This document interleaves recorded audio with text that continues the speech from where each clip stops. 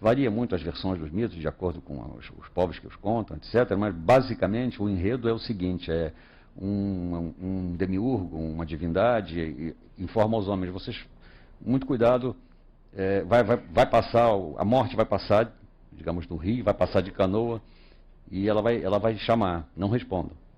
Ela vai gritar, vai pedir ajuda, alguma coisa, não respondam à morte.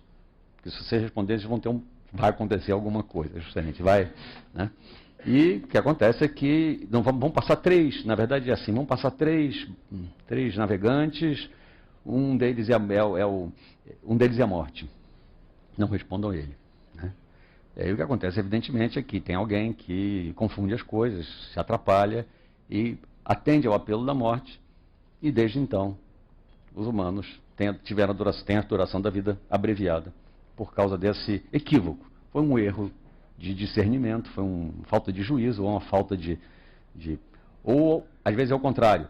Ouçam o apelo de um determinado... da madeira, por exemplo, ouçam o apelo das árvores de madeira dura. Quando as árvores de madeira dura chamarem, vocês respondam. Se as árvores de madeira mole, o espírito das árvores de madeira mole chamar, não respondam.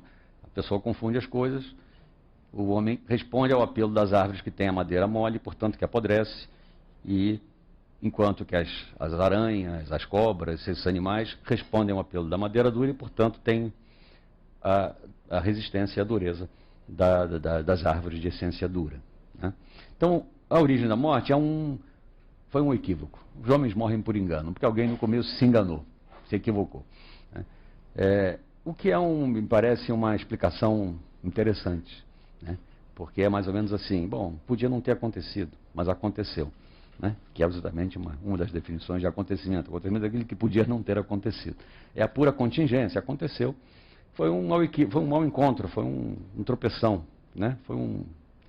O que vamos dizer, que traz uma lição em termos da diferença que se coloca em relação à maneira como nós experimentamos a coisa, porque não há nenhuma culpa envolvida, né?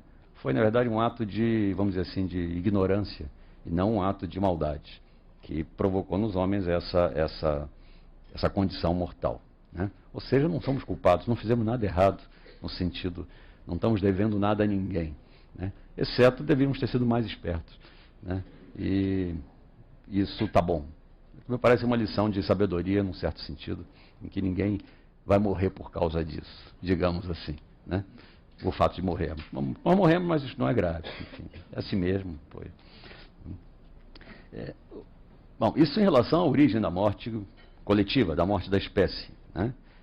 Como um todo. Uma coisa que... agora vamos falar um pouco da morte enquanto... não a morte enquanto fenômeno que aconteceu no começo dos tempos, né? E que define a condição humana, mas a morte como acontecimento cotidiano. Uma coisa importante, talvez, a distinguir é a diferença... tem um etnólogo alemão, já falecido, Kurt Neumann da Ju, que dizia, ele estava falando dos Guarani, com quem ele trabalhou muitos anos, e dizia, os Guarani, ao contrário de nós, não têm nenhum medo da morte, eles têm medo dos mortos, né? E o perigoso não é a morte, o problema não é a morte, ninguém tem medo de morrer, as pessoas têm medo dos mortos, é daqueles que já morreram. E é uma observação profunda e válida, eu creio, para várias outras sociedades, de que existe o problema da morte, do ponto de vista indígena, é o problema da relação com os mortos, porque os mortos continuam existindo, né? Sob uma forma sui generis, que é a forma do morto, né? Essa existência dos mortos enquanto tal é, na verdade, a grande questão, digamos, para a economia, no sentido da administração psicológica e sociológica da morte nessas sociedades.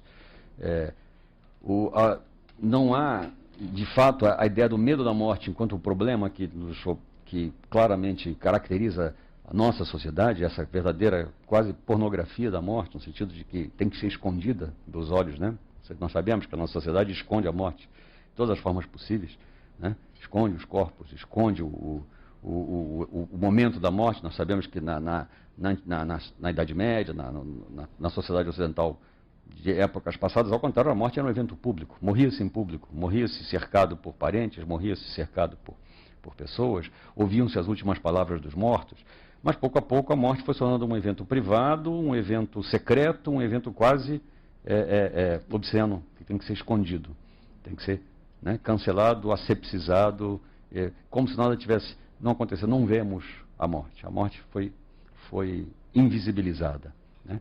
E quase que ao mesmo tempo em que, ao contrário, o sexo se tornou cada vez mais visível. Você tem um processo interessante de, né, esconder a morte e expor a sexualidade. Não sei se há alguma relação, mas isso é o fato.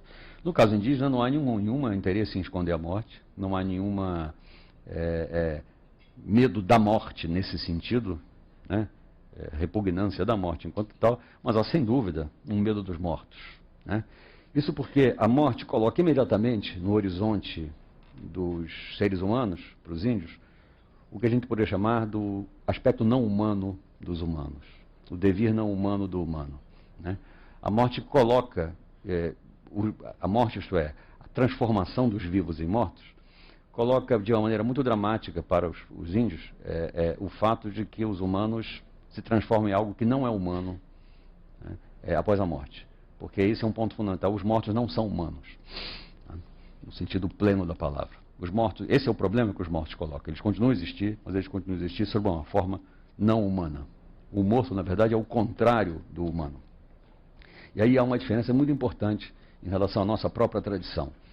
Nós tememos a morte e, ao mesmo tempo, nós entendemos, nós e várias outras sociedades, não apenas nós ocidentais, nós europeus, nós brasileiros, mas muitas sociedades humanas entendem que a morte, na verdade, é um processo que, a rigor, não rompe a relação do morto com o vivo. As sociedades baseadas nos cultos ancestrais, ao contrário, a morte como que reforça a relação dos mortos com os vivos, os mortos governam os vivos, os mortos, o morto se torna quase que mais presente do que o vivo, né? E o morto estabelece o morto confere identidade aos grupos sociais, aos grupos de parentesco, as pessoas que têm o mesmo ancestral, que são descendentes do mesmo antepassado. O morto funciona como um dispositivo, um instrumento de criação de diferenças entre os vivos. Eu e meu antepassado, você o seu antepassado. Eu descendo de fulano, você descende de cicrano, naturalmente eu descendo de alguém que é melhor do que o seu antepassado, eu sou melhor que você, eu sou nobre, você não é, e assim vai, né? Ou seja, é pelo morto que se define o vivo, o que supõe que entre os mortos e os vivos haja uma continuidade fundamental, né? Os mortos, na verdade, nunca deixam os vivos, né? E os vivos querem a boa vontade dos mortos.